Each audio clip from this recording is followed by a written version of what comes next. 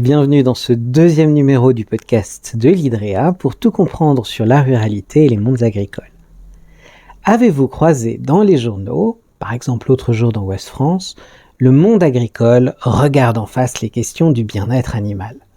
Vous êtes-vous déjà demandé ce que ça représente concrètement le monde, le secteur ou la branche agricole? Nous aussi. Alors qu'est-ce que c'est que le monde agricole et à quoi ça sert? Aujourd'hui, nous sommes pour la plupart des citadins et nous utilisons ce mot pour résumer une réalité rurale. La vie de nos campagnes, les sociétés qui s'y développent, les aspects culturels afférents, tout comme le secteur économique lié à l'agriculture. Ce monde agricole, c'est celui que connaît la majorité des habitants de notre planète jusqu'à la Seconde Guerre mondiale. Si l'on réfléchit à notre pays, la France a été très longtemps un pays profondément rural. Un monde de petits paysans vivant dans des fermes traditionnelles peu mécanisées et peu productives, où la plupart des travaux se font à la main. Ce n'est plus le cas du tout depuis les années 70.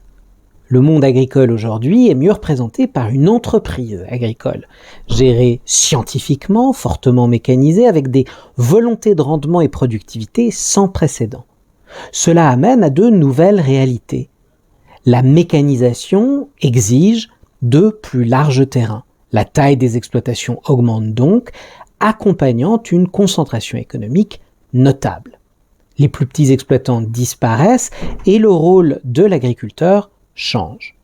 On ne lui demande plus seulement de nourrir le pays, mais d'être rentable, mieux source de richesse. C'est ce que résumait le président Valéry Giscard d'Estaing par sa formule « L'agriculture est le pétrole vert de la France ». Ces transformations font coexister différentes réalités économiques, différentes priorités et différents besoins de compétences, alliant le très local, que l'on retrouve aujourd'hui dans le commerce équitable et la vente directe, comme le global si l'on pense à l'industrie agroalimentaire et au privilège de trouver des mangues ou des ananas dans nos supermarchés. La course au bas prix a un impact.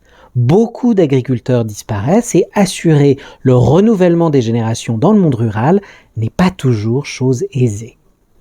Ainsi, on se retrouve avec 53% de la surface de la France métropolitaine occupée par l'agriculture, une production remarquable estimée à 82 milliards d'euros en 2021, mais une population d'agriculteurs qui décline et doit répondre à de nouveaux et nombreux défis.